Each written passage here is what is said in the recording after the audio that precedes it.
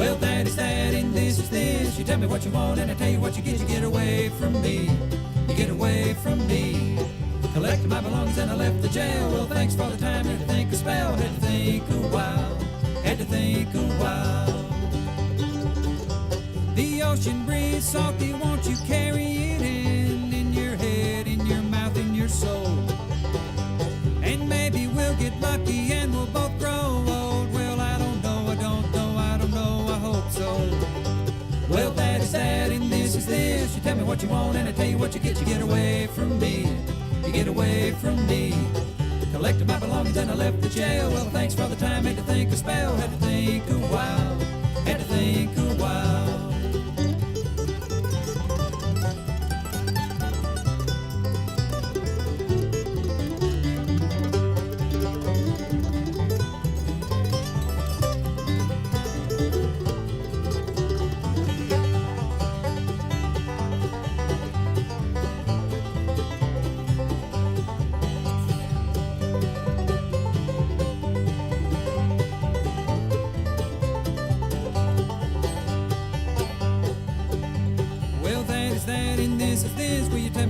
When I tell you what you miss when the ocean met the sky.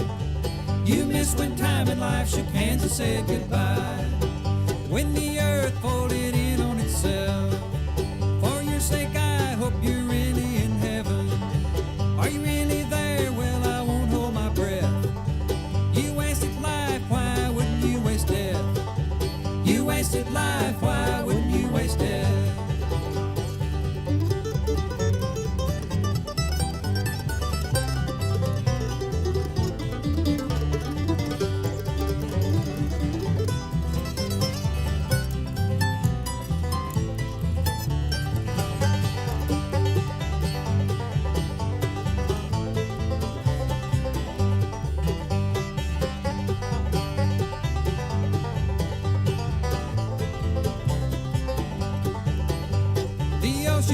Salty, won't you carry it in your head, in your mouth, in your soul?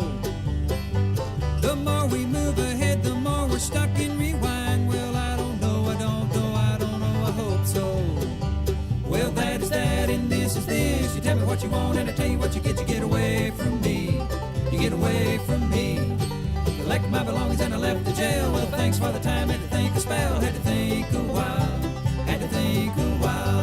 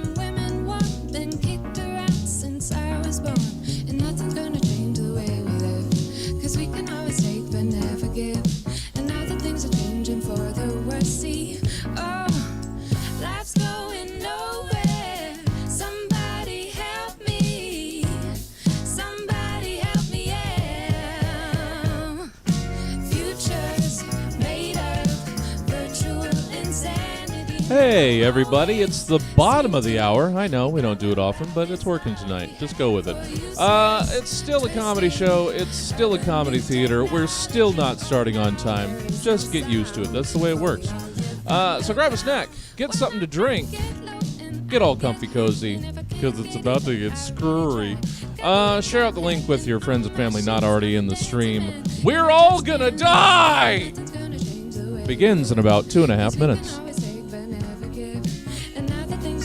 changing for the worse. See, oh, life's going nowhere. Somebody help me. Somebody help me, yeah.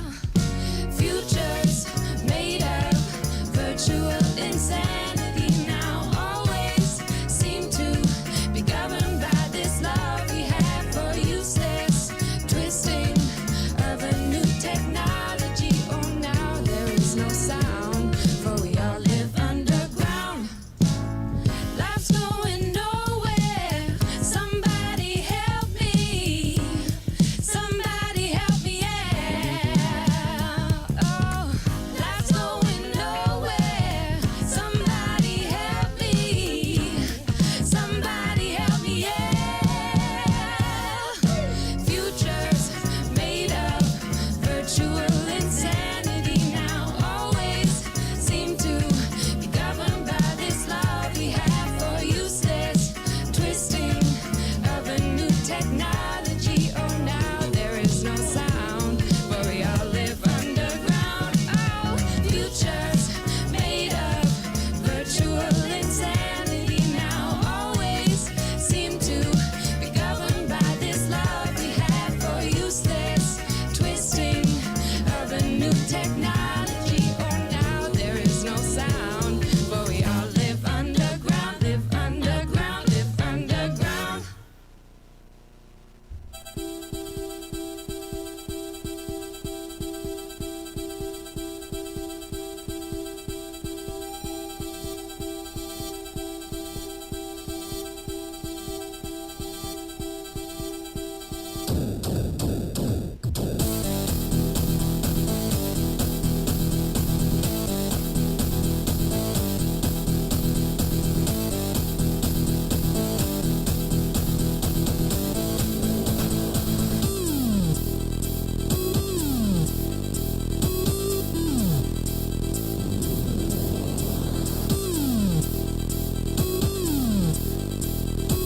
Welcome to the Virtual Stab Comedy Theater. Oh, how apropos it is tonight. It's time for We're All Gonna Die.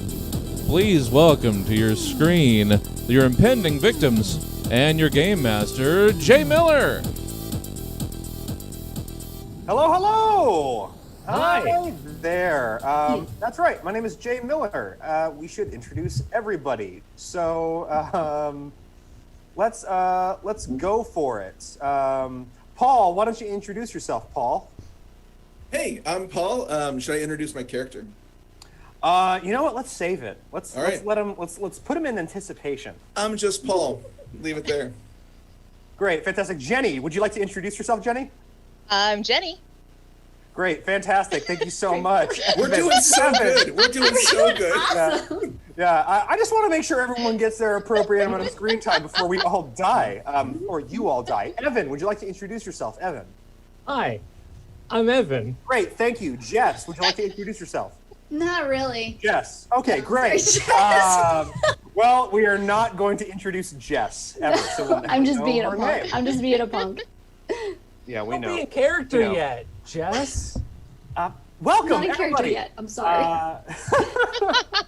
On this.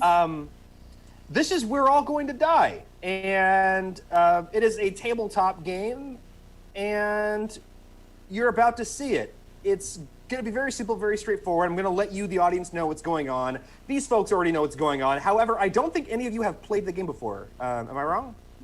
I've You're not. not No. Great. Played it. You're Good. correct. You're correct. That's what I'd like to hear, that I'm right. You're smart and good, Dungeon Aw, Master. thank We you. like you. Thank you, Evan. There's still there's still a 75% chance you die. In this show, all four of our friends here are going to be playing characters. This is a slasher movie, and they are, unfortunately for them, going to get slashed. However, what I have here are 4 slips of paper with their character names on them. We'll meet their characters momentarily. I'm going to draw one of these, and it is going to determine which one of them is going to be the sole survivor of this story. I don't know yet. They will not know until the end, and neither will you, the audience. Their jobs are just going to be to try to make choices that will allow their characters to survive. You might have seen some tabletop games like Dungeons and Dragons. There's a lot of dice rolling. There's none of that in this game. We have 1 hour, so we're not rolling shit. No, what we're going to do is they're going to tell me what they would like their characters to do, and based off of things that they have listed their characters are good and bad at, I'm going to make a snap judgment call on how that goes for them. If they make smart decisions, they'll last longer, but unless they are the survivor, they are fated to die. All they're really doing is stretching out their time a little bit. The survivor will always survive as long as they're trying to. If they do anything deliberately suicidal to test whether they're a survivor, I will let them die out of spite, and the mantle will not pass. They will all die because I will be very bitter about the metagaming. The only instance in which it will pass is under the boo-hoo, she was so selfless rule. If somebody sacrifices themselves so the others can survive and they just happen to be the survivor, then the survivor will become a new random person, totally fine. That just about covers it. It's a real straightforward system, so we can go ahead and get started. I think we should introduce the audience to everyone's characters before the story gets rolling. Paul, why don't you introduce us to your character, please? Oh yeah, sure. My name is Chad Ripple. I'm a quarterback. Fantastic. Thank you so much, Chad. Can you tell us, I know you all have 4 things that you're good at and 2 things that you're bad at. Would you mind filling us in on what those good things and bad things are? Oh, sure, absolutely. Well, I'm a quarterback, like I said, and I got a full ride scholarship to Duke. Go Blue Devils. I can bench 400 pounds, and I love meditation. And you should also know that I kind of love the movie The Notebook, and I can quote lines from it. Let's hope that skill comes in handy in saving your life. What are you bad at? Oh, well, there's a couple things. 1, I believe in ghosts, and I get scared of ghosts. So that's a problem. And 2, I am constantly captivated by magic. If magic is occurring, I gotta stop and watch. That's just the way Chad Ripple works. Well, let's hope that doesn't pop up and end your life. Jenny, why don't you tell us a little bit about your character? Hi, howdy y'all. I'm Kate Bennett. Want me to talk about the things I'm good at? Oh, please, go for it. All right. I'm good at car repair. My dad had taught me everything. I'm good at country line dancing. I'm good at playing the guitar. I help myself. And I'm good at making great potato salad. I got my grandmama's recipe. It's so good. I'm bad at listening to people. And I'm kind of bad at not running into things. I run into things all the time. So that's me. Well, it's a good thing that running into things is never a problem for people in horror movies. It'd be great. Yeah, Evan, how about yourself? Who are you playing? Hold on, let me see if I can do a character voice. Because everyone else. If you do a character voice, I expect you to stick with it. I'm not going to cut you any slack. I'm going to try very hard. Hi there, I'm Chipper Duggins. I play the French horn. Now, I may be nearsighted and allergic to bees, but I'm very good at breath support, staying positive, identifying birds, and I'm a nationally ranked judo champion. I'm very excited that judo is one of the skills so far that might actually save your life. So I'm very excited for your prospects. I figured it would probably offset the bird identification pretty well. What are you bad at, Chipper? I'm nearsighted and sorry. I'm nearsighted, so I need to wear glasses, and I'm allergic to bees, but I do carry 2 EpiPens with me at all times. Right. Those will save you. Jess, why don't you tell us a bit about your character? Yeah, hey, hi there, hey. Yo, I'm Cheryl Pike. You might not know it, I might not have but I'm really good at sneaking, okay? Yeah. And I'm really good at folding fitted sheets, okay? Yeah, yeah. And I'm great at inspecting things and electricals. Sure. Yeah, we all know electricals. Yeah. The greatest power of them all, folding fitted sheets. I love it. What No are one you bad can at? do it. It's impossible. What am I bad? Like the other side of it? Yeah. So so that thing that like horses do all the time, jumping. I'm not good at jumping, and then like explaining anything, like anything at all, Like jumping. like the thing horses do. Yeah. The things we Right. all immediately think of Right. as horse So- doings. Yeah. Just so we're clear, Jenny's character is bad at listening to people, and you're bad at explaining anything. Yeah. Yeah. It's Yeah. fantastic. Yes, sir.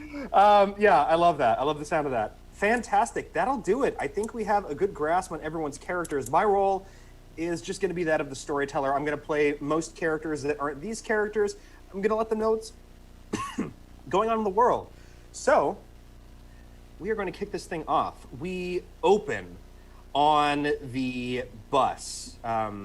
We have left Memento High School, and we are on our way to Camp Mori. I'm going to go ahead and assume you four are pretty damn good friends. We got Chipper, we got Cheryl, we got Kate, we got Chad, and you're all sort of clustered together. There's two of you in one seat. There's two right behind them. How do you think the four of you are paired up?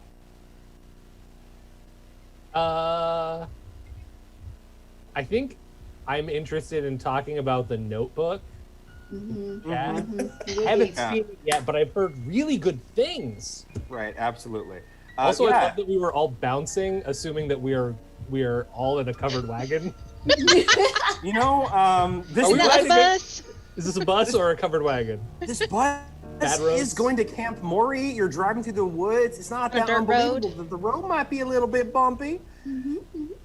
Yeah, and I expect the bouncing to get more violent the longer this scene goes on. Oh, Thank great. you. Okay, I got it. appreciate that. Yeah. Yeah, absolutely. Chipper, you're sitting next to Chad. Cheryl, you're next to Kate. I want to hear the conversation that's going on between Chipper and Chad right now. So, is it about an actual notebook? Is it like a Lisa Frank documentary? Listen, the thing you got to know is the Notebook isn't just about a notebook. It's about two people knowing who they are and finding love. That's what it's really about. And isn't that what we're all looking for? The camera is going to sort of pass between these two dudes talking really passionately about the Notebook. And we are going to move on to the seat behind them where we see Cheryl and Kate. What does that conversation look like on our way to the camp? Yeah. Yeah. Yeah. I think I have a plan. I think I have a plan to get to Nashville, take my Yeah. guitar, and like find a street corner and like have my hat for money, Yeah. and then I'll like be playing my guitar, Yeah. Yeah. and then I'm, like I'm, this. I'm in the position for continuing to hear you say things. Great. Yeah. Thank you.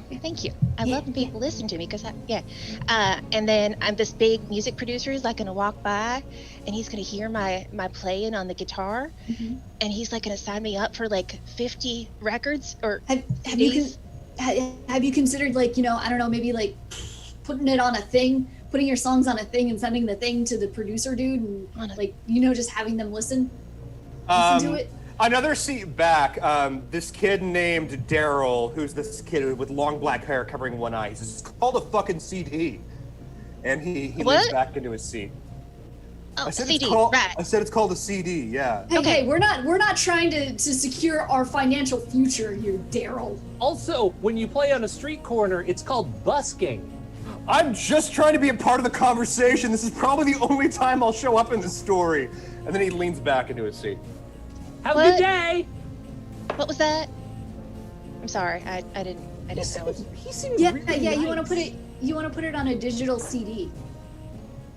Oh, right, a CD. So this producer will find me, and then I'll be making like all these CDs. What were you saying?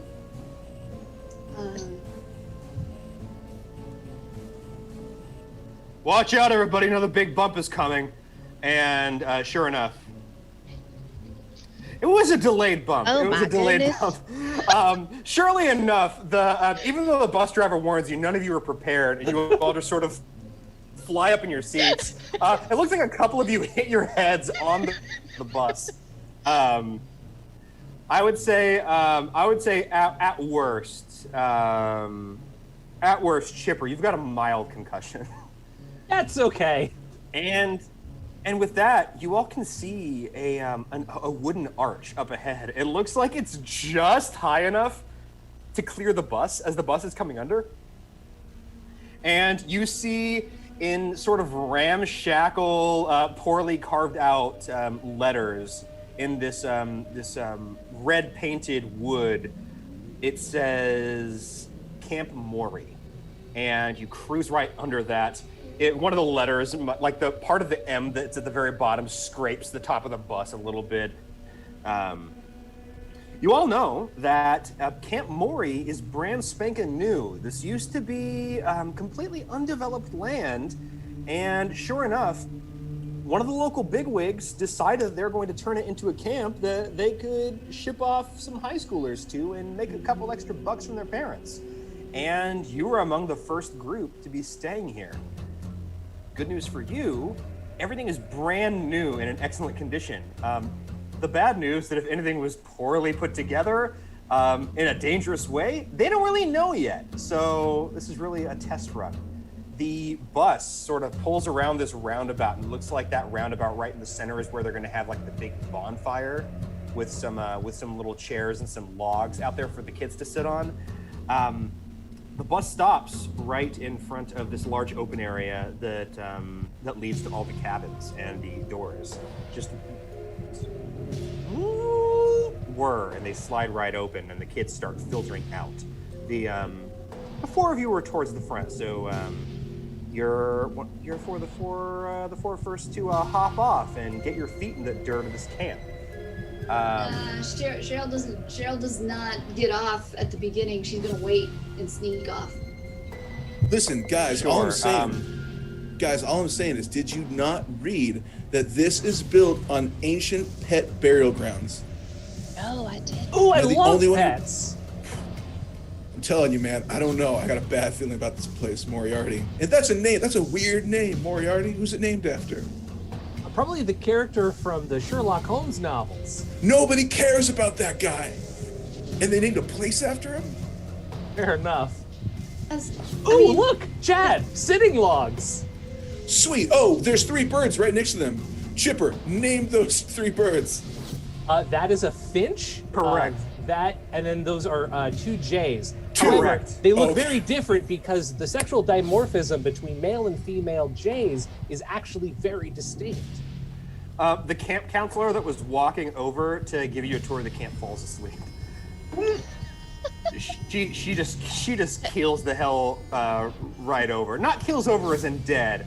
That would have been a clue. That would have been a good clue. Yeah. She sort of wakes up again as she's falling and goes, "Whoa!" And her hands hit the ground. She does like a backwards cartwheel. Are you okay? Oh, I'm just fine. It's nice to meet you, campers. Are you? Did you do the falling thing on purpose? No, I'm narcoleptic. Oh. Neat. Yeah, Okay. I fall asleep sometimes. So, due to completely arbitrary reasons, we're gonna be showing you kids around the camp in groups of 4. Why don't you 4 come with me? Okay. Sure thing. That works out perfect. Okay. You got a name? Hmm? Do you have a name? No. Oh, okay. You can just call me. You can just call me the counselor. Hello, The counselor. Okay. I'm Chipper Duggan. I mean, I guess you can call me by my last name. My parents didn't give me a first one. That's sad. They did not want me, but they kept me, so it kind of evened out. There's a lot of information up front. We're just getting accustomed to a place called Moriarty Camp. It's got like letters Oh, falling off We're young everywhere. teens. Oh, yeah. I'm glad that you noticed that it was Camp Moriarty. The sign just says Camp Mori, but the rest of the letters fell off, so only the M, the O, and the R and the I are still up there. Also, real White- quick, I just want to mention, Chipper, you said we're young teens? We're young teens. Okay, that's canon. There we go. We're mean- teens. I mean- Canon teens. I mean, you're young compared to me, a college student, so you're probably at least seniors, or juniors or seniors. That sounds about safe, right? I'm 18. Like, in case something weird I or am bad too. happens, we should just be really clear and say that all Let's- 4 of you are 18. That's Yeah. 18-year-olds always sit in the front of the bus. That's the rule. our high school memento. That's right. And the Yep. young kids sit at the back. We are not making a statement. Let's start Everybody- this tour. I'm going to give you a tour. And sure enough, Counselor, which also just so happens to be her last name, she gives you a brief tour. She says, so there's the sitting logs and the bonfire logs. Don't confuse the two. If you sit on the bonfire logs, they might be on fire. That makes sense. Yeah, there's the cabins. There's 11 of them. Do they just like spontaneously go on fire? Or like No, we light them on fire at night. But if you were to sit down with them after they got lit on fire, if you confused them with the sitting logs, that'd be a liability issue. You say that like it's happened before, has it? I mean, obviously, you're the first kids to come here, so it hasn't happened to a kid. Okay, again, you're using language which is really frustrating. I sat on the logs. Oh! Okay, I sat on the logs, and I learned my lesson.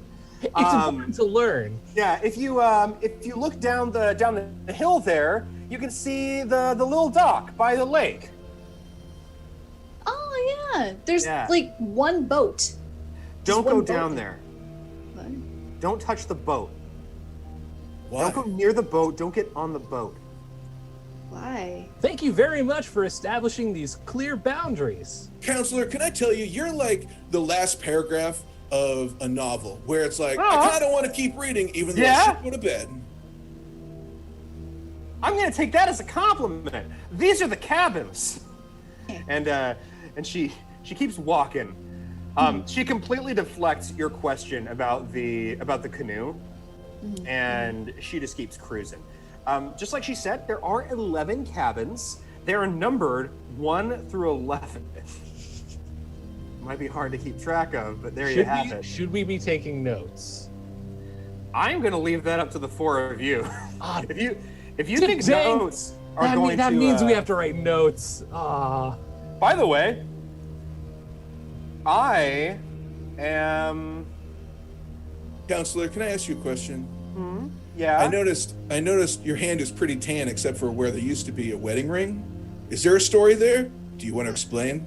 I was gonna get married, and I was wearing the ring for a while. It was an engagement ring, just so we're clear. It was an engagement ring, Got and it. then my parents didn't approve of the marriage. So now I'm not wearing the ring to hide it, and we're still getting married. All right. Thanks. Yeah. Oh, I'm very forthcoming with personal information. Especially since you're supposed to be marrying in secret and you clearly are saying it to people you just met. Well, you don't know my parents, do you? Do you? I don't think so. All right. This is the cafeteria, and it's also where you're gonna do crafts if you want to. I know that you're all juniors and seniors in high school, but if you wanted to do crafts, we do have them. I can make a god's eye. Sure as shooting. I do love crafts. In fact, we're gonna team up into groups of 4 this weekend, and we're going to build piñatas. Oh, great. How convenient. Everyone's going to build a piñata of their favorite animated character. And it's all going to be the same character. We really panicked when it came to setting up activities for you guys to do because we look, we spent a lot of time and effort just getting this camp ready to function at all. So we kind of bullshitted our way through most of the activities. So cut us some slack. The woods are Okay. nice. The woods are nice. They seem lovely, dark and deep. Yeah. Just as long as you, I would say maybe don't go anywhere deeper than like a quarter of a mile into the woods Oh, because of bears? or something. But what if I have promises to keep? Can I keep pushing on then? Do you also have miles to go before you sleep? I'm sorry, I have no idea what you just said. God, you're frosty. Can you repeat yourself but slower? I'm not going to tell you to stop doing the accent. I know that's just how you sound, but can you say it again but slower? I was asking if he had miles to go before he sleeps. It's a common Nope. question where I come from. Miles to go before he sleeps? I'm going to go ahead and say yes. It must be one of those. It must be one of those southern Listen, things. can I tell you right now that my name Yeah? is Chad Ripple, although I was born with the name Robert. So, Robert, and you seem a little frosty. So, anyways, just thought you should know. Hey, counselor, Yeah? I just got a question. Did something like weird happen here? Because I've noticed everywhere we've walked. What are you talking about? Weird. Well, like, there's always a letter or a number falling off of everything, and like, Oh. don't no. go too far out. Oh, Don't go down to That's the been left. happening. No, that stuff's been happening since we started building on these grounds. Did So, you like, I'm sure it's just carpentry like. staples or nails? Oh, is it real, Chad? Is it real? Is this real? Was this really built on like dead family friends? Dead pets. Pets. Is what That's it the was, word. Pets. Is what it was built on. Mr. Winthrop bought this land real cheap. And there's a good reason for that. There's a bunch of dead pets buried all over these campsites. Don't worry. They treated those pets just like human. They're 6 feet down. Not like 1 foot in a shoebox like your pets at home.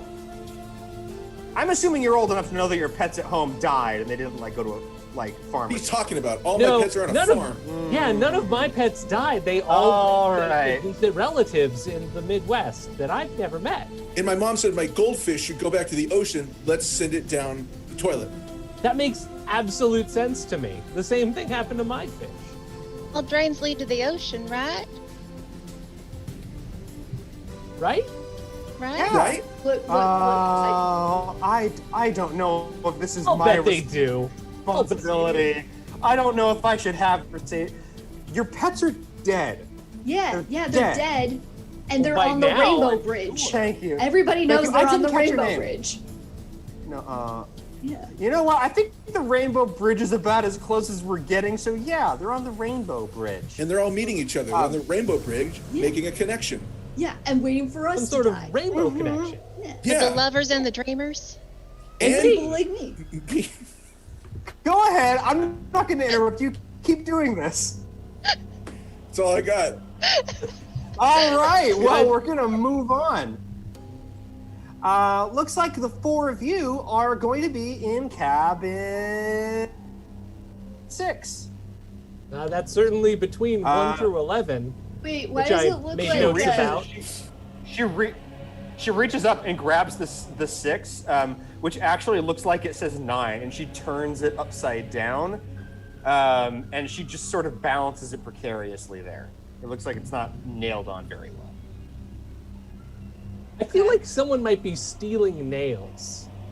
Is that the mystery we've got going on? You're just saying that people are stealing nuns because Did you say nails. nuns? Wait a No, second. Nuns? no, That's a much more Different serious accusation. No. Someone Oh, stealing no. nuns? that's I just cracked open a whole can of worms.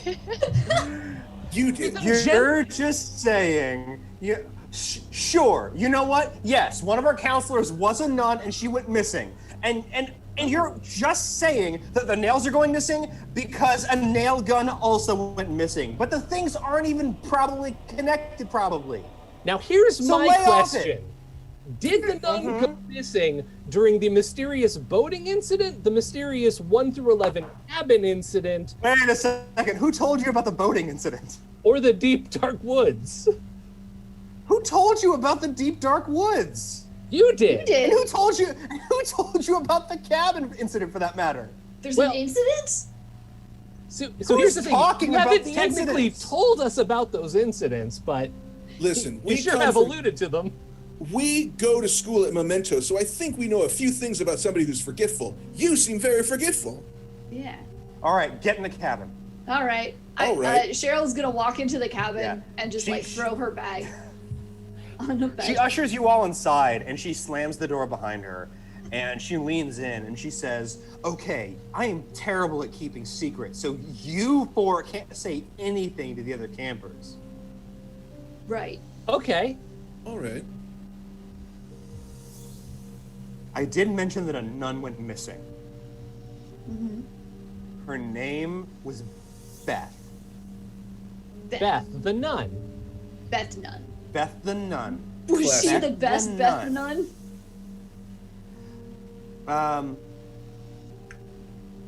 shortly after she disappeared, we did not find her, which is a little bit concerning. A little more concerning still was the dead deer that we found. Whoa. A deer appeared just like overnight. The counselors sort of came to the camp for about a week beforehand just to make sure that everything was ready to go.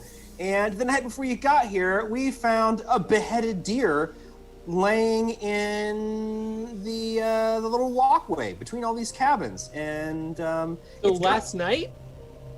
Last night, but it's probably not a big deal. That's why I'm saying you shouldn't tell anyone, because people are gonna panic, and one missing person in a slaughtered deer is not a big deal. I mean, was it slaughtered with like somebody's bare hands or something? Like, Yeah, was it like choked out? yeah, did they choke it out? We found him. Okay, fine, you win. We found bloody clothes in the canoe. Listen, Oh. we're not really even pressing you that hard, and you're Yeah, dropping like, we're information left. Oh and my right. god. Hey, Chad, it looks like we're not going Oh to my bed. God. We're going to read a few more chapters. Sure it does. I am just so glad that I didn't mention the mysterious figure we saw walking in the woods. What mysterious figure walking in the God damn it! woods? This is why you can't have a secret marriage counselor. You can't do it. She put. I know we all just met you, but God. classic counselor. Hold on, your hand went right through that wall. What's back there? It looks like there's some Oh. kind of paper. Okay, can I be honest with you? Is that a These map? are not. There's something Oh, on don't the look wall at the that you map. touched. Oh God, damn it. Okay, can I level with you one more time? Yeah. By all means. These are not log cabins. We found them when we got here. We just put the fake logs over them. Mr. Winthrop is very cheap. He just wants to get his money, get it out. So yes, what might have been here when we first got here were a couple of shacks with maps drawn on the walls, and we put fake wood made of plaster over it. Is that what you wanted to hear? That there's hidden maps behind the fake logs? What, Chad? Listen, I just need to understand. Mr. Winthrop wanted to make money, so he got into the lucrative business of camps? Well, to be fair, we call it a luxury camp, and your parents did pay an exorbitant amount of money. That's true. I come from a wealthy family. Just one more question. When do we eat? Here it comes. When do we eat? Well, they are probably done skinning and deboning the deer by now. So, so I would say, We know it's fresh. I would say give or take right after sundown. Okay. So about an hour. I would say about an hour dinner time. Okay. Dinner time in about an hour. Okay. Great. Get it. Cool. Why you kids hang out here, explore around, do whatever you like, you know, as long as you don't touch the canoe, go near the canoe, get on the canoe, go anywhere past a quarter of a mile into the woods, or touch cabin 11, or go inside of it. Yeah, and be at the mess hall in 1 hour for some delicious grub and some jerky that I'm told the cook is making. That sounds nice. Yeah, jerky sounds good. Yeah. Bye, counselor. Bye! I'll see you again. And she sprints right the hell out of there. The door is swinging behind her. Hey, Chad, What's up? you know what I'm thinking? No, but I'd love to know. Canoe. Oh, that sounds amazing. Let's go grab some paddles and go out on the water. Yeah, Chad and Chipper, just book it. What are Kate and Cheryl following them, or they have a different plan? Do you want to?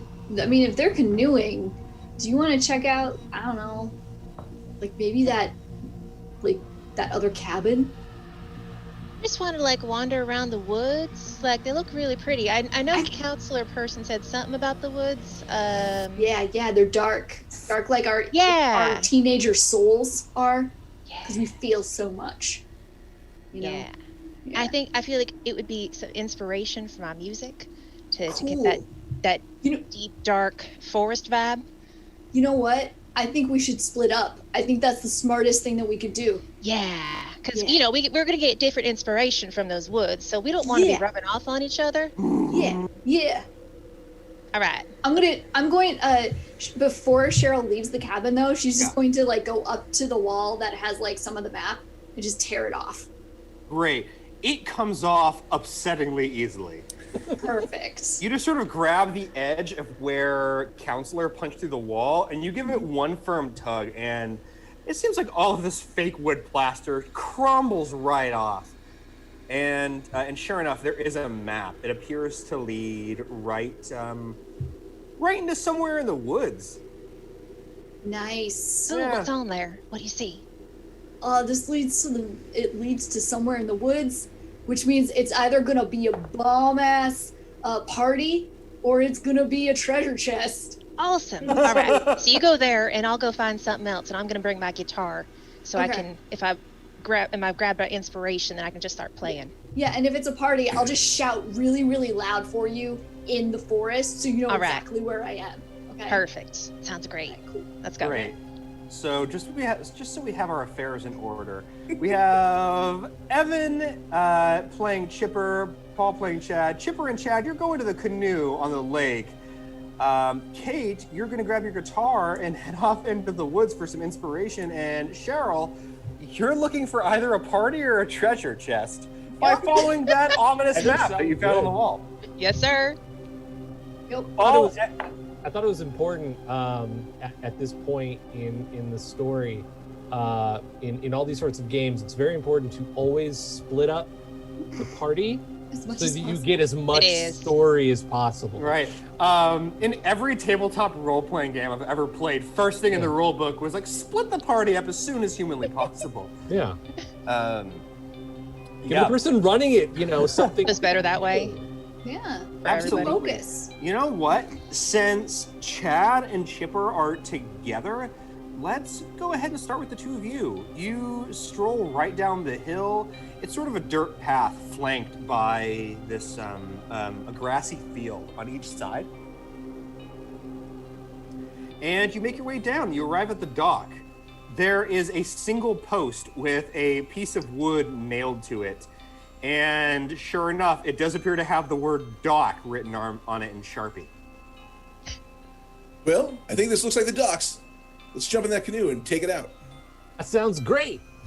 Are there paddles near? Did we get paddles, or Yeah, are there's they in there? definitely paddles. Like they're sitting on the dock, just next to where the canoe is tied up. Yeah, if you look right there next to the canoe, there's some paddles. That's what I'd like to call them. But they're also paddles. So let's just grab those bad boys and take them out in the water. Sounds great. Listen, I gotta be honest. I know you're a big French horn enthusiast. You mind playing a few toots as we go out of the water? That sounds so great. As they hop in and those toots begin.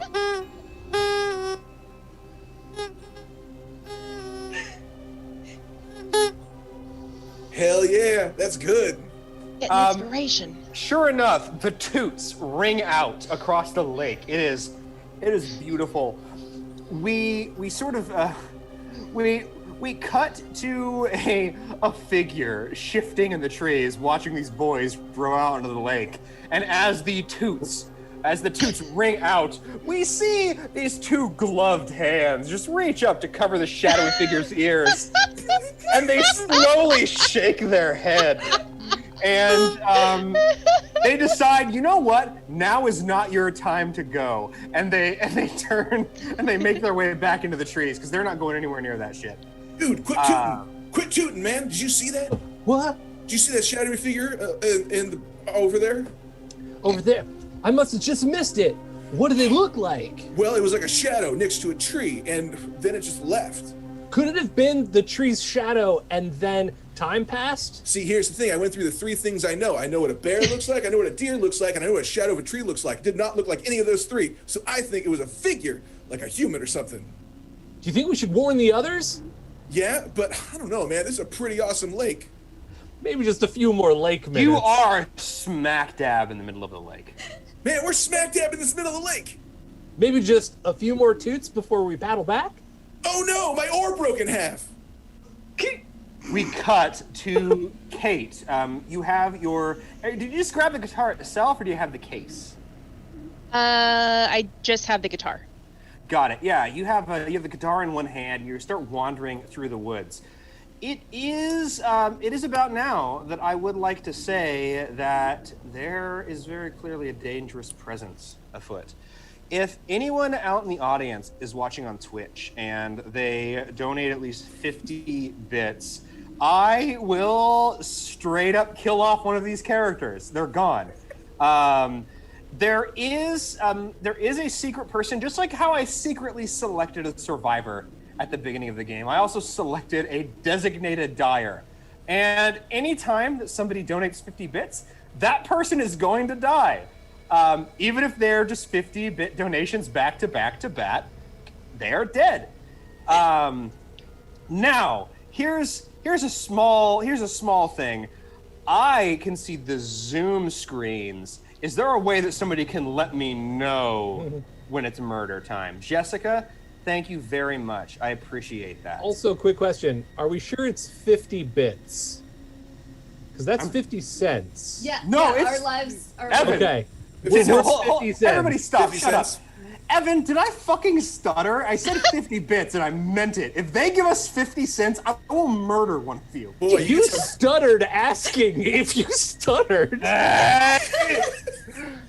you get some Baileys in this guy, and he will talk shit. It's strawberries and cream, though. That's strawberries and cream Baileys. It's good. In case anyone in the audience is looking for a recommendation, strawberries and cream Baileys. Tonight's show brought to you by Great. the unlikeliest of I brand don't. partners. I don't know if we can legally say that, but Jessica, I would very much appreciate it if somebody donates 50 bits, let me know, and our designated dyer is dead. With that said, hi Kate. Hello. You're making your way through the woods. You're looking for inspiration. Is there anything in particular you're keeping an eye out for? Looking at the leaves, at the animals running by. There's a squirrel. Oh, it's so cute. Listening to the crunching of the leaves under my feet.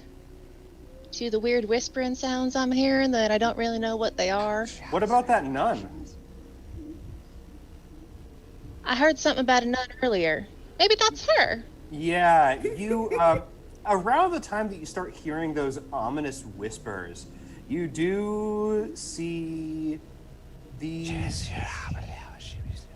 sounds kind of like that.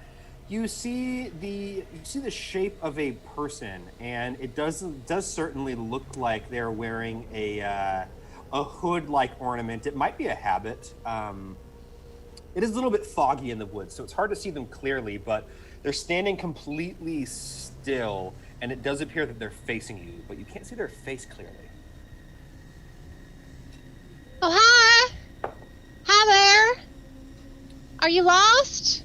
The camp's back that way.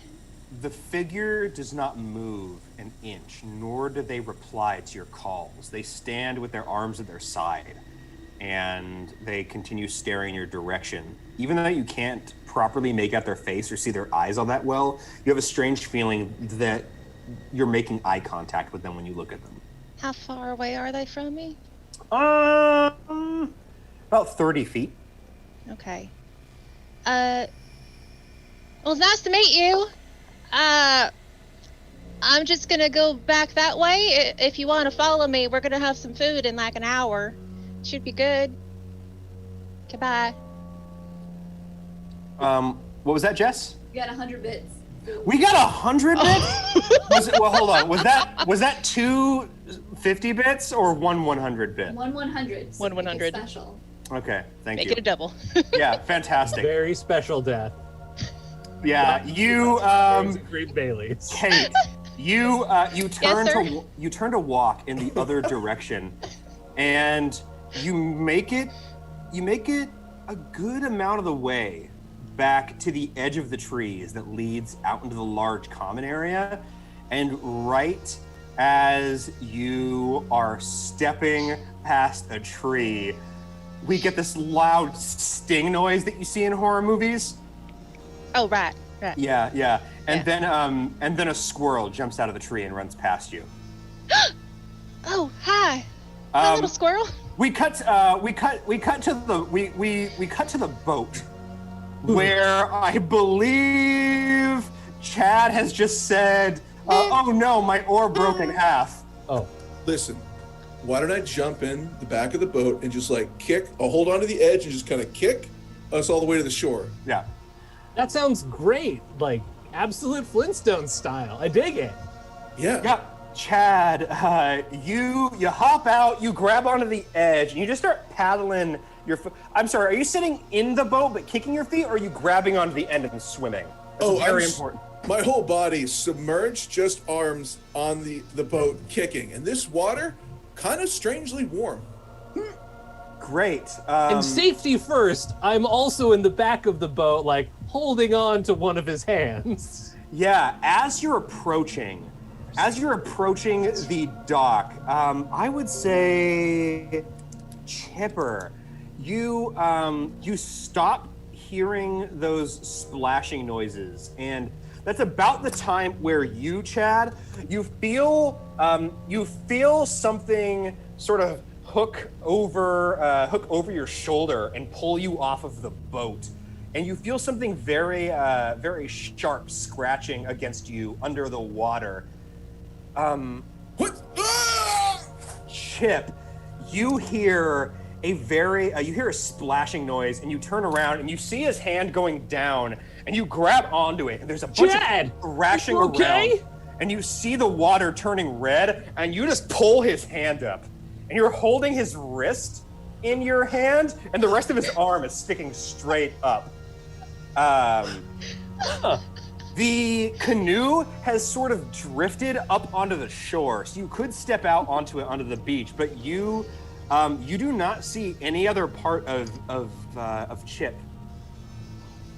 I'm sorry, Chad. You don't see any other parts of Chad floating up. You just have his hand in yours. At least he died doing what he loved, being wet, like the iconic scene from the movie The Notebook. We cut to Cheryl. Cheryl, you have a pretty good grasp on that map. Not even a moment of silence for Chad. No. Oh, wait, no, we have a time constraint. Sorry. We have only so much time in this show. And you're fairly certain you found your way to where that map was leading you. That map appears to be a shack. Not actually that deep into the woods. It brought you back to the shore, about a half a mile just around the edge of the lake from the cabin. I guess I should have been able to figure that out since this part of the map is blue. Well, to be fair, the map did show the dotted line going through the forest, and you were just following directions. Right. Okay. You know, you were just being a good rule follower. Right. Right. That's Cheryl. Yeah. Sweet. I found the love shack. Yeah. Cheryl's gonna. Does it look like anybody's there? There is a light on inside. It's a soft flickering light. Ooh. I'm gonna sneak. I'm gonna sneak towards this shack.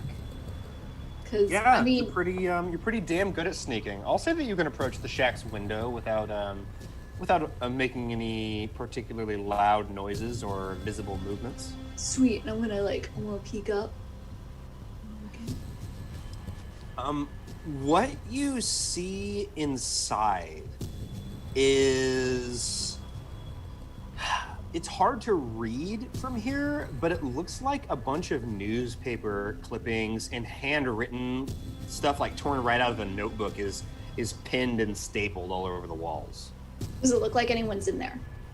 It does not look like there is anyone in there right now. Okay, that's some really weird wallpaper. Cheryl's gonna go over to the door and open it. Sure, it makes a far louder creaking sound than you would have hoped. but the door is open. I don't think I even noticed how loud the creak was. Sure. I'm just gonna kind of walk right in. I'm gonna look closer at some of the articles. Sure.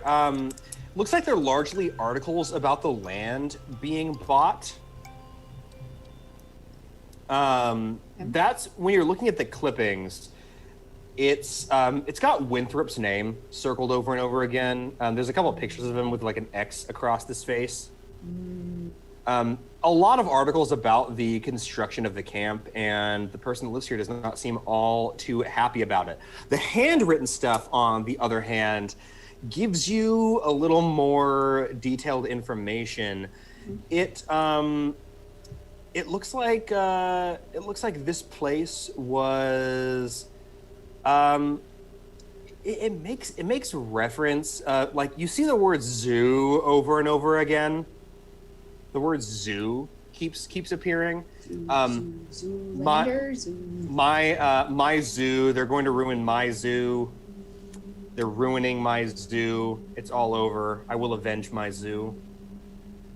Can I tear any of that off? Absolutely, it comes right off. It's just Like the map? It's college. It's like college ruled paper. Yeah, you grab it and it comes right off. Cool. Is there another door out of the shack? No, looks like the one entrance. Cool. Is there a refrigerator in the shack? Yeah, there's a mini fridge. Cool. I want to open the mini fridge. Go and drink. There's it looks like there is a jug of iced tea. All right, I'm gonna take the jug of iced tea, and also we got another 100 bits. We got another 100 bits, huh? Another 100 bits. Yeah, absolutely. Around this time, we're going to cut back to Kate. Kate, you were making your way out of the woods, and you see a kid. You see a kid running towards you. This kid is, oh my God. Yeah, you see a young woman making her way to you. You actually, you're pretty sure that you recognize her. Her name is Rosacea Tylenol. Here's some things you should know about her. She is the heir to the Tylenol fortune. She delivers lunches to the elderly. She's a cheerleader, and she's a sports bookie to make side money. She's afraid to look in the mirror. She has a fear or two, and she lost her mother in a tragic blimp cosplay accident. They were doing a reenactment of the Hindenburg. Real tragic story. So sad. And she is sheet white. It looks like she's running from the direction of the canoe. It looks like she saw something scary down there. Rosacea, you see one of the other students that you know, Kate. She's walking out of the woods. Ooh, sorry, I ran into a tree. Oh, Rosacea! Hey girl, what's up? Oh, hey, Kate, what's going on? I was just wandering in the woods trying to get some inspiration, for my music. My music. I love your music. I love it. I think it's thank amazing. you, girl. I hope one day you're on a street corner just making music. Thank you. I appreciate that. I saw a nun. I saw a nun back there, just kind of standing in the woods. I invited her over to dinner. I don't know if she came behind me or not. I don't think she did. She was just kind of standing still. And I saw a squirrel. I don't know where it went. How are you? Good. Don't bury the lead. A squirrel? What? Sure I know enough. For sure enough, Rosacea, you are. She's talking about the squirrel. And you look up, and you do see a figure standing behind Kate. It looks like a nun. And she begins to lift one of her arms up. And sure enough, as soon as Paul returns to play another character, Kate, all you hear is a sound that goes kind of like, and you see two red dots. You see two red dots on Rosacea's face, and that is two nails sticking out of her forehead. Rosacea, you got what are those? Where did those come from? Rosacea, I'm gonna say you're alive still for a moment here, but you've got Rosacea. 2 nails in your brain. Rosacea. What happened? What are those? Where did they? I don't have a lot of time. Talk to me. I need you to take these hot meals Okay. Oh, they and smell go delicious. deliver them to these addresses. These elderly people need their meals. Oh, okay. Okay. Rosacea, you can see that nun start walking forward towards Kate. Run! Take these meals and Okay, run! I'm going with it. Without you, I'm dying. And sure enough, as she said she was dying, she certainly did do just that. The nun does not even break her stride. As she walks by Rosacea, she just holds the nail gun at her side and fires a couple times as she's walking by, and fires into Kate. Not Kate. I'm sorry, Kate. You're plenty fine. Though I will Not hot say nails. one of those nails does get you in the back of your calf. Ow! Ow! Yeah, you're limping a little bit, but you are certainly still walking. You take those meals that Rosacea inexplicably had on her person, and you book it right towards the camp. Okay. Yeah, let's catch up with Chip. Chip, when we catch up with you, where did you go right after you jumped off of the canoe holding your friend's hand? So I was close enough to get to the dock. Oh, yeah. I Okay. would say that as he was getting pulled under and dragged down, the canoe was propelled forward and it went right up onto the shore. Chad heroically pushed the canoe to safety. God bless him. So I suppose I would run back up to the camp. Uh-huh. Did I see Rosacea running away from the lake? What am I running into? Yeah, I'm gonna say that as you were pulling up, Rosacea was walking down. First thing, she sees blood in the water and you holding a hand, and she books it back up the hill. She does have a big head start on you, so if you were to follow her, you probably would be running into Kate, less so than her. Okay, so I would run into Kate. Yeah. Hi Kate. How are you? Do you still hold a hand? Things aren't going super What? great What is that? here. This is Uh-huh. all that's left of Chad. So the counselor was very clear about whether or not we should go to the docks and the canoe. It's during this long-winded explanation that you, Chipper, spot the nun holding a nail gun at her side, walking towards you. She now that she's not in the trees where it's foggy, you can see her a little bit better. The nun does appear to be wearing sort of a face covering that covers the bottom half of her face. Some sort of shawl is wrapped around right there. You know what? I don't think shawl is the right word, but I am not going to back down. I'm not that kind of person. It's a shawl. You do you. Yeah, her arms do not swing as she walks. They're stiff at her sides as she marches towards the two of you with her nail gun. She seems to be loading another row of nails into it. So is Chipper aware at this point of malicious intent? Like, do I see Rosacea dead from nails? in the You know what? background? Yeah, you can see a body laying on the ground by the trees. Between the nun is directly between you and that body. It has hair like that. Oh, okay. So if that is the case, I am going to throw the earthly remains of my good buddy Chad directly at the face of this assailant. Yeah, you can definitely go for that. Unfortunately, you're fairly nearsighted, and And though you Oh, my are glasses came off. Yeah. While you were running, those glasses just they were bouncing around. They fell off. You chuck this arm, and it flies a little bit wide. The nun turns to look at the arm, and to be fair to you, Chip, she does stop for a moment because she's so surprised that you threw a human arm at her, and that will give you and Kate A moment of reaction. It'll give you a head start if you want to confront her or run the other way. I still have to deliver these for some reason. So Kate! Kate! And then Yes? I want to bodily, I want to, hands underneath the meals, just, throw them into the air and go, squirrels need to eat too, let's go! what? Sure. Take off She running. said. Sure enough, the squirrels begin swarming, Oh my. and they just go to town.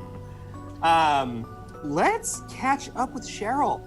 Cheryl, after you discover that sweet that iced tea, what are we doing? Well, I mean, I have the papers, I have the map. Yeah. I got some sweet iced tea. You most certainly do. It is very sweet.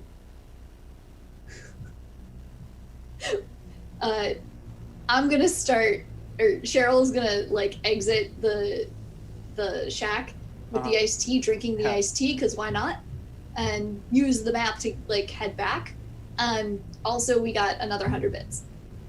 Another 100 bits, huh? Mm-hmm. I didn't even have time to introduce Paul's next character. Bad news for you, Paul.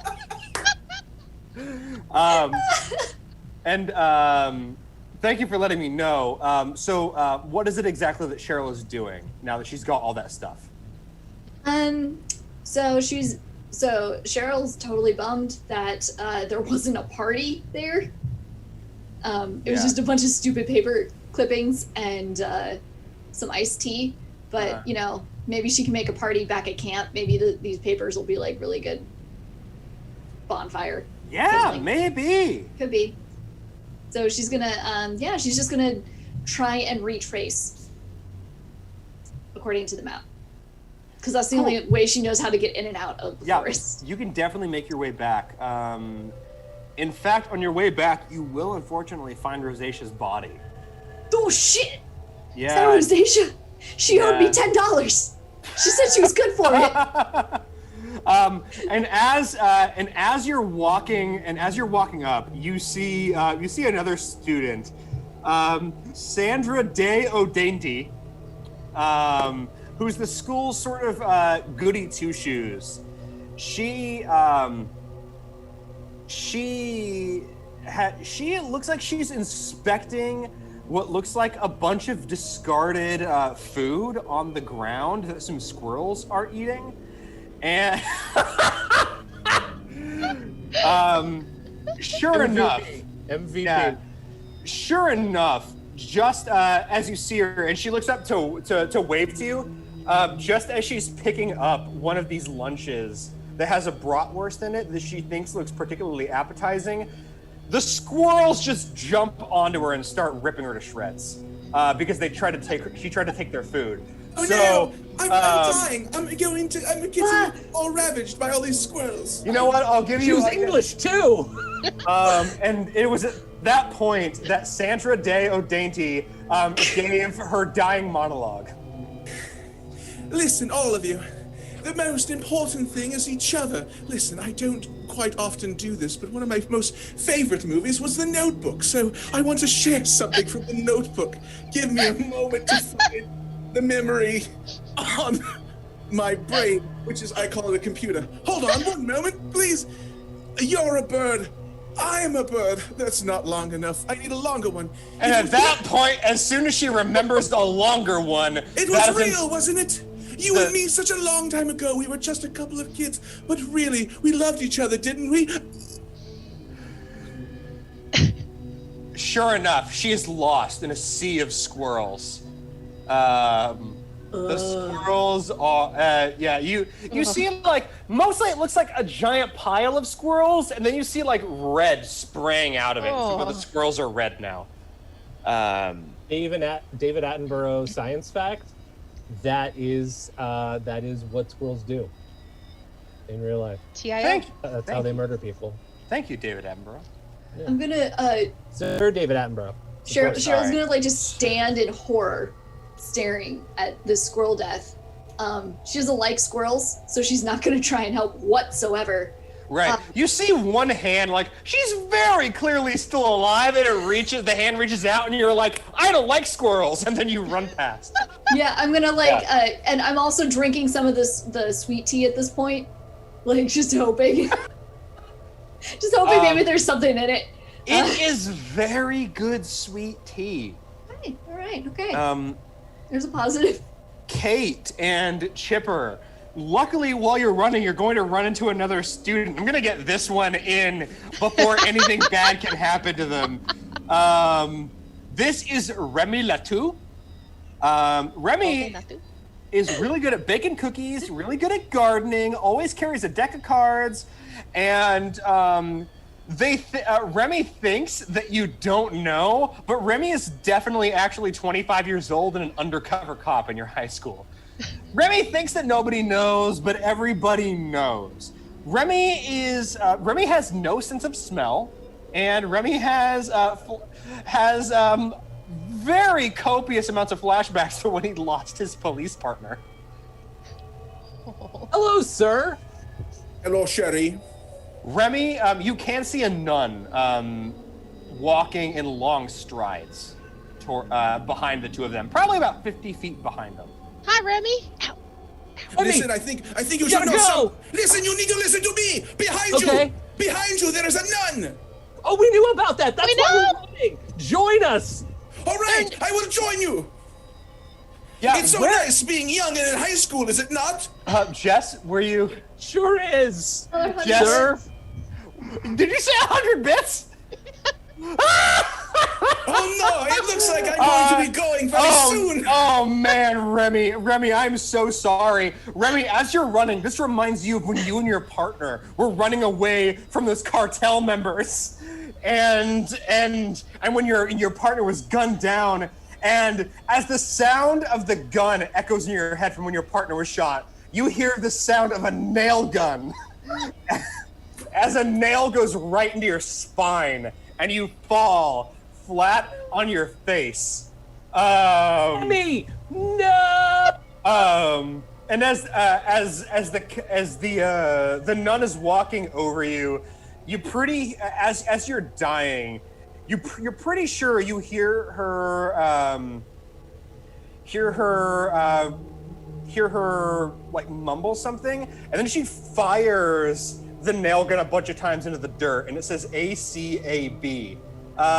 She keeps walking. Unfortunately, Paul, you're another character down. Remy is already costume changing. Now, Hey everybody, what's going on? is this Hans? Yeah, this is Hans. Great. This is Hans Gruber, no relation. No relation. He won a Nakatomi Scholarship for Discoveries in Deception. He's an amateur rapper. He is studying abroad, and he lives in a hotel room at the Four Seasons when he's not at school. He, Room 302, come by sometime. based off of a bunch of weird, suspicious questions he's asked you at school, you're pretty sure he's actually trying to sneak into the school's vault to steal all of the money. And he appears to be, he's mentioned on various occasions that he's scared of both water and heights. It's about the time that you bump into him and the nun is finishing off the previous student, Remy, when you all bump into Cheryl. It looks like through her various weaving of following the map backwards, it's led her back to this point without crossing paths with the nun. Hey, Cheryl.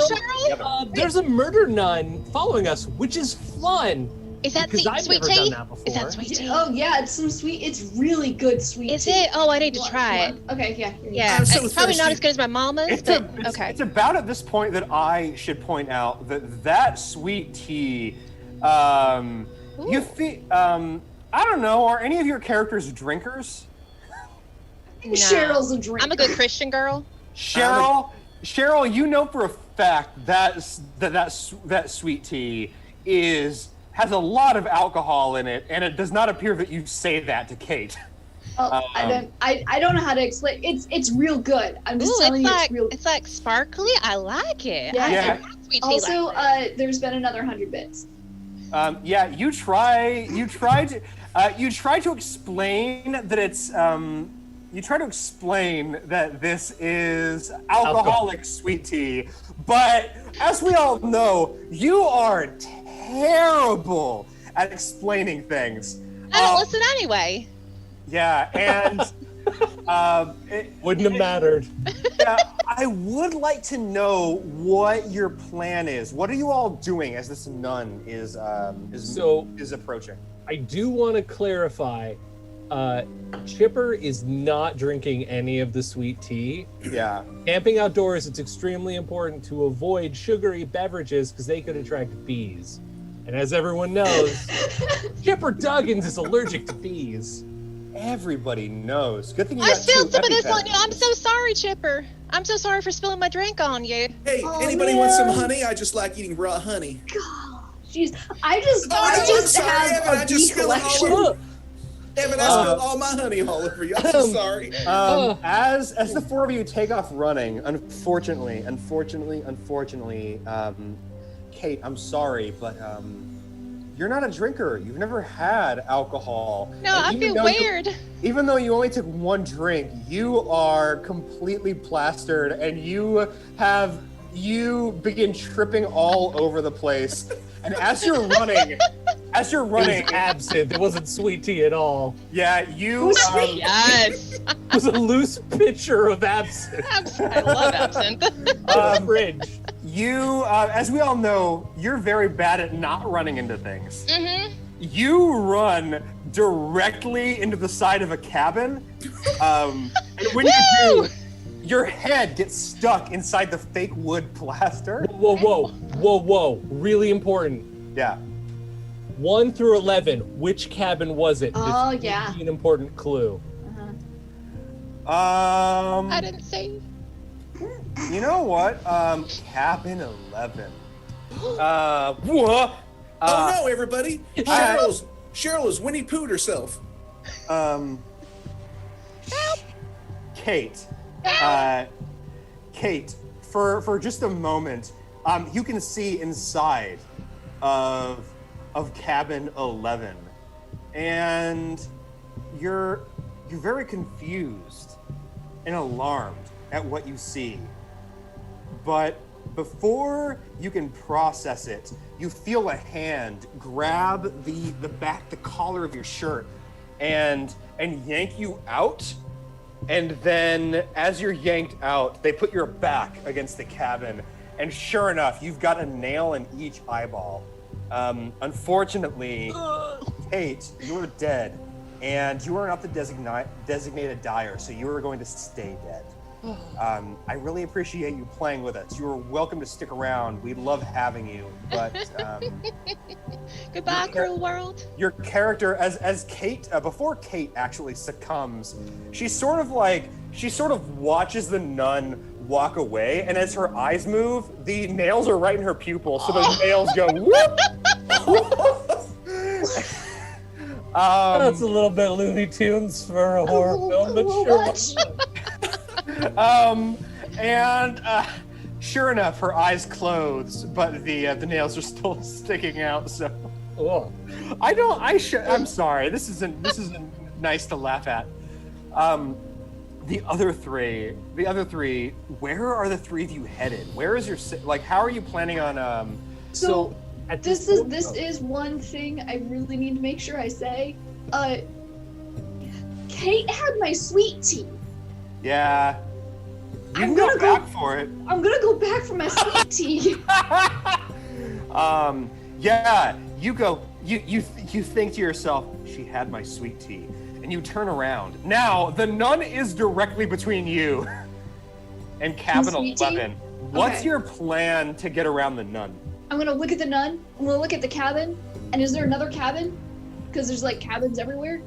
Yeah, there's definitely another cabin. I'm gonna run, and then I'm gonna sneak around that cabin to sneak behind the nun to get my sweet tea. Sure. Now, we should be clear. She definitely sees you running behind a cabin. But you are very good at sneaking. So little does she know, you ran behind the cabin and jumped through one of the windows. So as she runs around back to looking for you behind the cabin, you're already jumping out on the other side towards cabin 11. And sure enough, you do find Kate's body with the sweet tea laying beside her. Would I be jumping or would I be like trip falling out? Since I'm bad at jumping. I'm gonna say that you being good at sneaking and bad at jumping is going to even out. So even though you're jumping through a window, you are gonna crash and fall. But by the time she hears you, you are well ahead of her. So I will say that she is on your tail, but you do have the sweet tea. Okay, I'm gonna grab that sweet tea and I'm gonna just run to my friends because that's what you do. Great. I would like to know what the friends are doing. Where are we headed? If I understand game mechanics at all, and based off the information we've been given, we need to find somewhere high and wet, and so I'm thinking we need to find a waterfall. Yeah, there's a waterfall that like pours into the lake, definitely. Hans, do you know of any waterfalls in the area? Absolutely. Look north and then 25 degrees west. Great. There it is. As far as you're concerned, the best course of action is to make a beeline towards that waterfall. I'm sorry to say this because I know this might trigger you. We should make a beeline to that waterfall. It's okay. I forgive you. Everyone's laughing and having a good time. As we're running. Yeah, We're going to live. As you're We're running, gonna live forever. what happens is as the nun is pursuing you, she's firing wildly. It looks like Cheryl is only a short distance behind you. She's firing at you. She's firing around you. She's just trying to scare the hell out of you and hopefully hit you. And unfortunately, Hurry up, Cheryl! Hurry up! One of those nails. Cheryl, come on! The I've nail, gotta drink it! Hold on! Cheryl, we're gonna live forever! the nail sails into a tree and dislodges a beehive. The beehive falls directly onto Chip's head and gets stuck like his head is inside the beehive. It's like a cartoon beehive that you would see in Winnie the Pooh. It's just as the old fortune teller predicted. And this beehive is stuck on his head, and he's slapping around for his EpiPens. And as he pulls one out, he totally whiffs it and stabs Hans with the EpiPen. No! And Hans, you are just pumped full of adrenaline, and you are full of so much adrenaline, you keep running so fast that you run right off the waterfall. You run into this river and immediately hit your head on a rock and fall down the waterfall into the lake. Luckily, Hans is still alive at the bottom of the waterfall. Unfortunately, in his flailing, Chip is going to fall off too and land directly on Hans, killing them both. Now you're dead. I'm okay. Oh no! I must regrettably say that not only is Chip / Evan eliminated, Paul, that is your last character for now. If we do get more bits, I will. Got more. Okay, well, in that case, Cheryl, you see this happening. You see this terrible scene, just real bad. And luckily, you see another figure sprinting from behind the mess hall. It is another student. It's Brett Chadley, the lacrosse player. He's real good at lacrosse. He's real good at running, tackling. He has 360 degrees field awareness. Unfortunately, he's real bad at math because he has severe numerical dyslexia, and he has a crippling fear of disappointing his coach, who is also his dad. He is running towards you because they heard the racket. It looks like all the other students have actually been watching from inside the cafeteria, but none of them want to get involved. But he wants to come to your rescue because he sees a girl and he thinks you can't take care of yourself, so he's gonna white knight this shit. And right as he's running out, he has a vision of his dad saying, "If you can save this girl, I'll be proud of you, son." And then a fucking nail goes into his temple. And No lines. But he's a big guy and he's a lacrosse player and he is real good at running and tackling. So that one nail, he falls to the ground, and he scampers right back up to his feet, and he keeps running right at the nun, and the nun keeps firing, and more nails go into his chest and his legs, and you're like, holy shit, he might make it. And then he just falls on the ground about 5 feet short of her. And that's where he bleeds out. Like, right, he almost tackled her. He was real close. He's got a solid 20 nails in him, and she is out of nails. She's out? Okay. She is out of nails, but she's going to turn her attention back towards you. If we get any more bits, I do have a couple more characters. But for now, let's just assume that you are the last player standing, Cheryl. Okay. You're standing between this nun and the cliffside where the waterfall empties out into the lake below. And she is standing in the way of me getting back to the cabin where all the other campers are. Yes.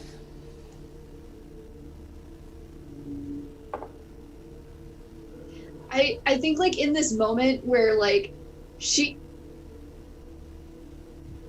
Yes. We got another 100 bits, but I'm gonna. Christ. Okay. No.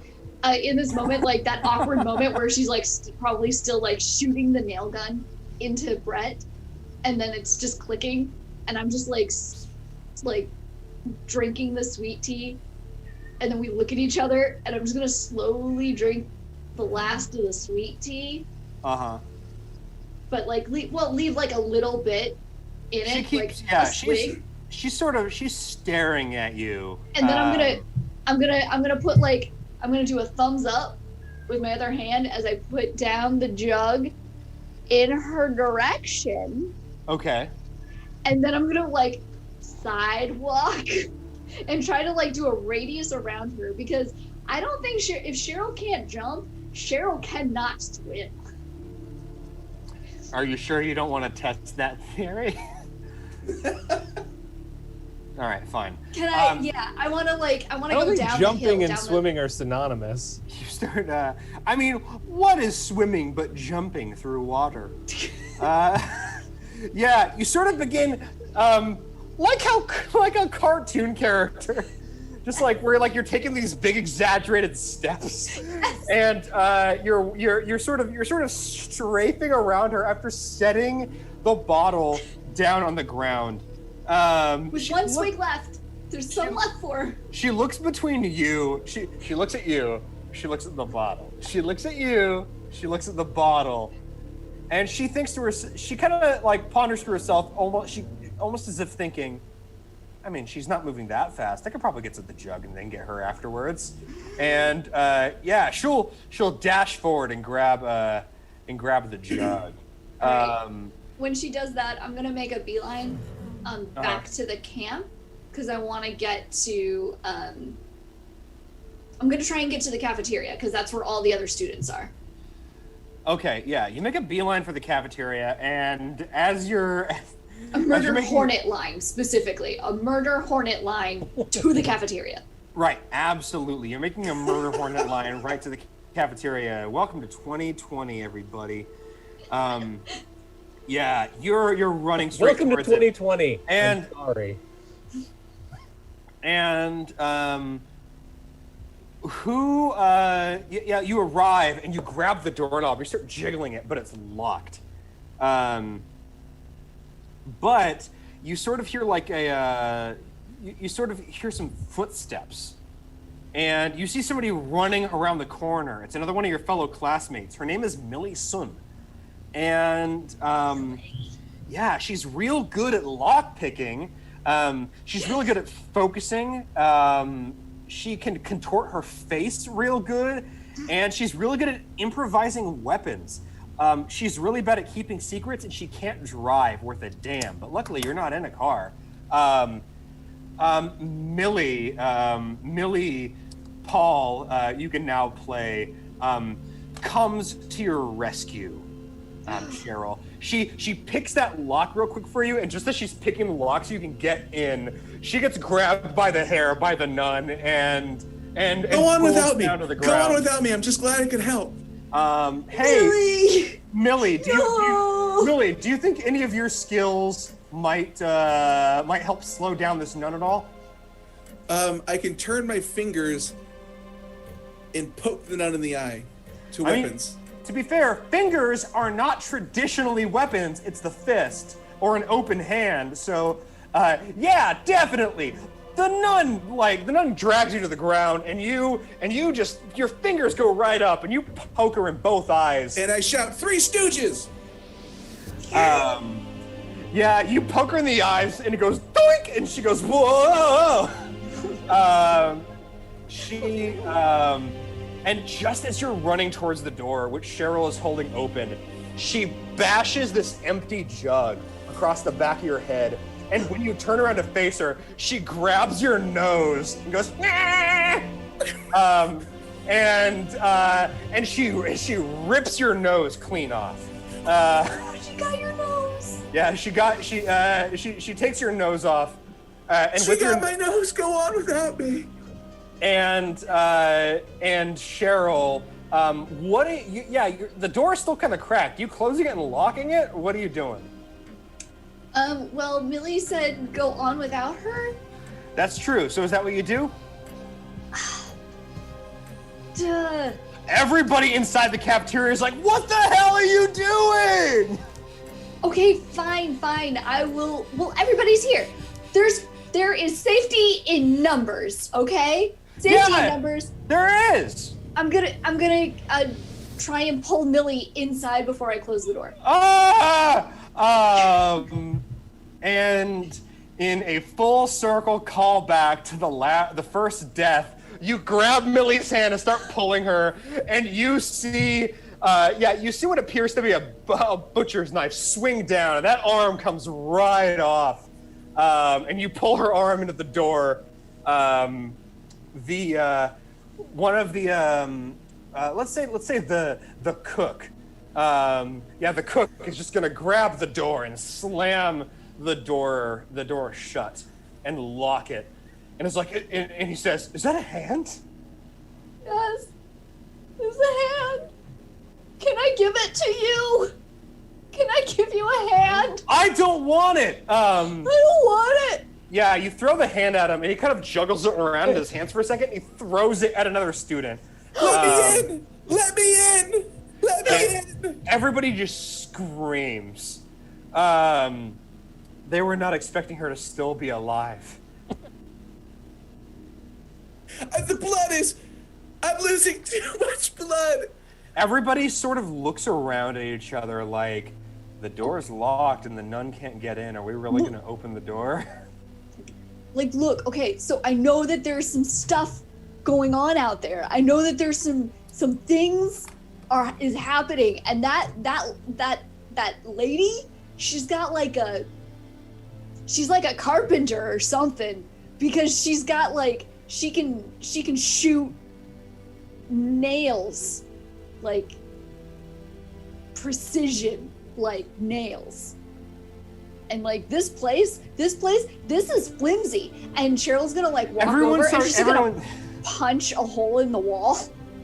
Yeah, you see another map. There's also another 100 bits. Stop loving us so much. Yeah, in the midst of all this arguing Oh, about, hey guys, I just wanted you to know the porridge is really, really great. You don't know me, my name is Baxter. Baxter leans on the stove and tips over the porridge onto him, and it burns. The porridge is so hot it burns right through his torso, eating away at his internal organs. He's dead. Moving on. Sorry, Baxter. Yes, a punch hole. There's another map. I'm sorry. Yeah. What was that, Evan? I was going to say, are we the first slasher to introduce the concept of a porridge death? I really hope so. Groundbreaking. We've done it. We found a new way to kill people, everyone. Somewhere out there is Three Little Bears fan fiction where Little Red Riding Hood is just melted in a porridge pot. That makes Now sense. there is, yeah. Yeah. If not, there will be in 45 minutes. Cheryl, just as you break through the wall breaks from the other side too, and the nun begins clawing her way into the mess hall. And just as she does, she's hit in the face with a frying pan. Being wielded by, of course, wielded. Thank you. Wielded. Wielded. We circled back. Of course, the exact character you'd expect to be holding that frying pan, Daryl, that goth kid from the beginning. Yes. And he's like, I'm rebelling against my Catholic parents. And then he scoffs and tosses his hair. Do you want to go to cabin 11 with me, Daryl? Oh, yeah, okay, whatever. I don't care. Cool. It's very obvious that he does care, and he's glad that somebody wants to invite him somewhere. All The right. nun does, like, she appears to fall back through the wall, and she does appear unconscious. Really? Yep. Why don't we put her... Oh, wait, no, there's a hole in cabin 11. What? Damn it. There's only two places we can put her, Daryl. We can put Okay. her in the bus, Yeah. or I found a shack in the middle of the woods that seems like it's way more stable than these buildings. Oh, really? Yeah. All right. I mean, like, I'm really gonna follow your lead on this one. Shit. Look, I smacked that nun in the face. My decision making for the night is done. I think we're gonna put her in the bus. Yeah. Okay, great. So we can keep an eye on her. Yeah, you drag the unconscious nun to the bus. And you just sort of toss her inside. And like close the door and like, you know. Yeah, that'll keep her. All right. Let's go to cabin 11. We still gotta hit that place up. Yeah, We haven't hit it up yet. Yeah, he follows you, definitely. Okay. You burst into cabin 11, and it appears to be how should I put this? It's a very nicely decorated room. It's the most well decorated any room you've seen at this camp has been. Everything else has looked like it's been falling apart. This cabin, you see a mannequin wearing a wedding dress.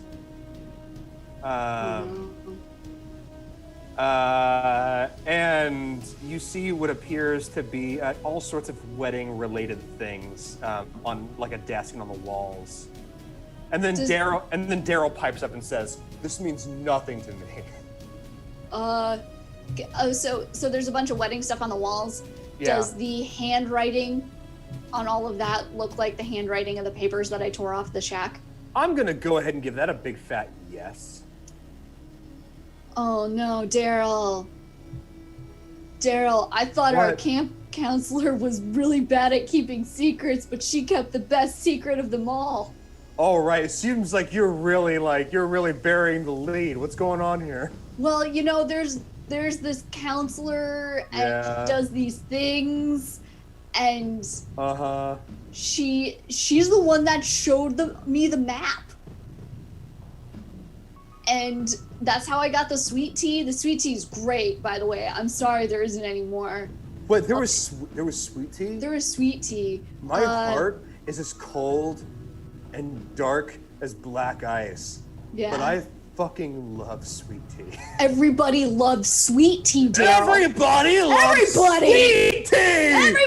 Everybody loves sweet tea. Rule number 1 of this world. Everyone loves sweet tea. Yeah, it was really good. I drank it though. So Were we talking about something?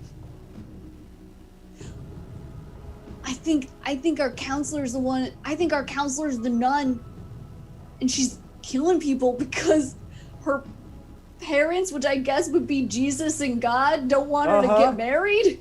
You know what? I feel like it's really unclear at this point.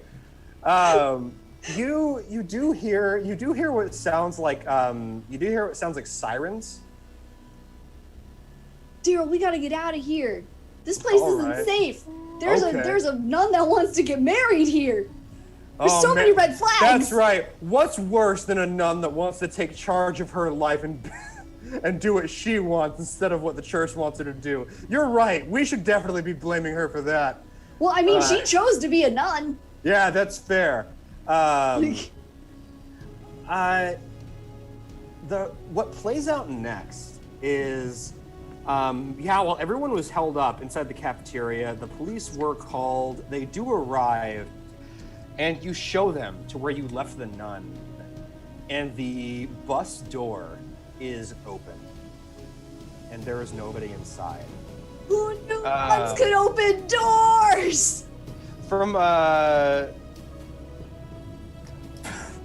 Jesus Also, there was another 100 bits. So. Nuns can open Okay, doors. thank you.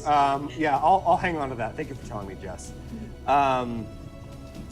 What appears, what the police were able to piece together in this epilogue sort of investigation they did, what you heard from a friend who has a parent in the police force. The body of Beth the nun was discovered, and Counselor was wearing her habit. Hey, And- real quick, the porridge is on over. Anybody at the police department wants to eat some porridge? It's so good. My My name is Damien, just Damien. Damien. Damien is hollering about how good the porridge is, and everybody followed Damien back to the cafeteria, and they had some really good porridge, and Damien was totally fine. Is this stove a safe place to put my shoulder? They were like, "Oh yeah, it's off. That's fine." And you lean on it, and sure enough, it's completely safe. It's almost like Damien is trying to get himself killed. It's weird. It's a good thing that they really stepped up their safety standards after that whole nun thing. Damien, that porridge is the best porridge that you have ever had in your entire life. Good porridge. And you just take a moment to bask in it. The police discovered that Counselor, no first name, was planning to get married, and she was going to dig up all of those dead pets buried beneath the grounds and taxidermy them and make a taxidermy zoo to pay for her wedding. And the Winthrop development just completely ruined those plans, and she went AWOL. I think that just about ties up all the loose ends, right? That sounds pretty good. that Sounds pretty explains good.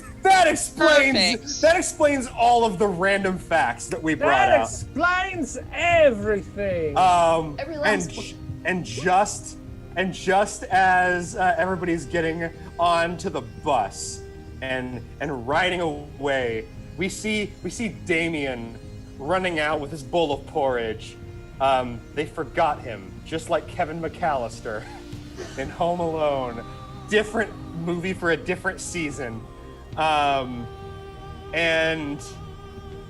as he stands there watching the bus drive away, we see a figure draped in a nun's habit, exiting the woods behind him.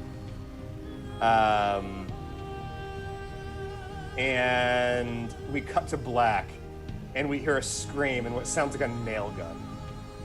And the credits begin to roll. Congratulations. Cheryl, you did survive. Nobody else did. Everyone else is unfortunately deceased. Too bad for them, but you made it. Thank you all so much for playing. Thank you very much to the audience for tuning in. This is not the average show for Stab. We really appreciate you supporting it, and we really appreciate you donating, frankly, many times. That was awesome. That was fun. To kill Paul over and over again. And of course, we would love to thank Stab and Jesse for allowing us to put this on for you on the night before Halloween. Thank you so much, Jesse. You all, this is not a normal audience. We can't see or hear you, but I imagine you've all been wonderful. Thank you for tuning in, and we hope you have a very, very spooky Halloween. Real quick, we just got one more 100-bit donation. Can we just all pretend to die, I guess? Yes. The story is over for the characters, but it is not over for us. Unfortunately, I know that before the stream, you all had something to eat or drink, and I must regrettably inform you that it was poisoned, as was my strawberries and cream Baileys. We have all been poisoned to death. We thought that the only survivor of the story was going to be Cheryl, the character, but it turns out the only true survivor of this stream will be Jesse, our gracious host. All right. And with that, Hold on. I gotta make a dead screen for you, and there it is. Jay's dead too. Thank you guys so much. Thank you, Jay, Paul, Jess, Evan, Jenny. You guys were awesome. I already can't schedule another one of these fast enough.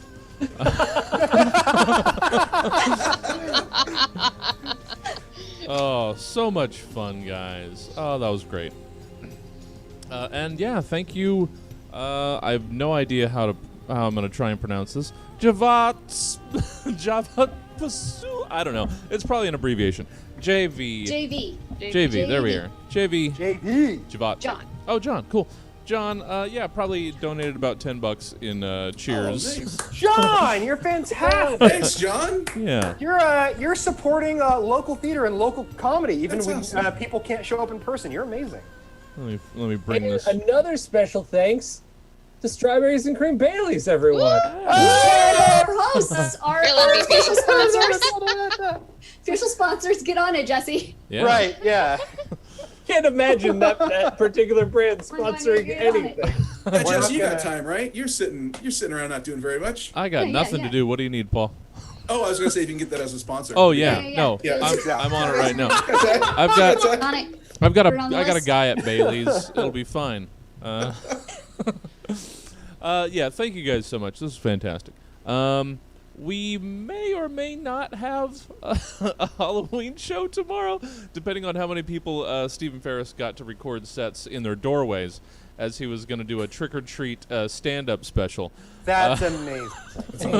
So I'll keep you up to date on Facebook or Twitter where that stands, if we're gonna have a show, or we might take a night off. Who knows? We might do the puzzle stream that I've been threatening. Who knows what we're gonna do? But thank you guys so much. This has been a great night. We will certainly have another edition of We're All Going to Die. Like weekly now. Oh boy. No, I wouldn't dare. Okay, well, I have to go. I have to start writing. And Jay, you were worried. I have to go buy more wigs. Should be on sale after tomorrow. MVP, most valuable Paul. Yeah. Oh my God. I No would say worries. the wigs and the damn kazoo. Not the kazoo, but the party. Yeah. Yeah. Yeah. Oh my god. Oh my god. I want to You say gotta- Brett Chadley was the first character I came up with. Yeah. So I played my second character. My first character, Brett Chadley, had no lines. No, yeah, and I guess for That was the great. audience, I had everybody write 2 characters, and all of Paul's backup characters for when he died were the characters that other people wrote. Nice. And then a few improvised ones because we ran out. Thank you, John. Yeah, it's a nice What? problem to have. Baxter was improvised? Don't get it. You gotta wrap up the show. Oh, sorry. Illusion. Wrap up the show. All right. Well, that's and yeah, I can't thank you guys enough. It was a great time. Let's wrap it up and send you guys over to our friends at Blabbermouth. It's some more comedians playing poker. It's Friday night. It's poker night over at Blabbermouth Games. So we're gonna send you guys over there. Thank you so much. Hope to see you tomorrow at 8. Otherwise, check out stabcomedytheater.com for the full calendar of events, or if you're on Twitch, which most of you are, just scroll down. The upcoming week's events are right below you. Hope to see you again here at Stab Comedy Theater. We're streaming improv, stand-up, sketch, podcasts, and gaming 7 days a week. In case you just found us tonight, now you know who we are. Hope to see you again soon. I didn't have the goodbye music planned at all. Hold on. Let's just get back to the pre-show playlist. Oh, guys, I was just so engrossed by watching Paul die. Oh yeah, send us off, Evan. Send us off with your team. Yeah, send us off, Evan. Oh, there it is. Oh, beautiful. All right, let's raid you guys over to Blabbermouth, and we will see you hopefully tomorrow. Thanks, everybody. And you guys. Bye bye.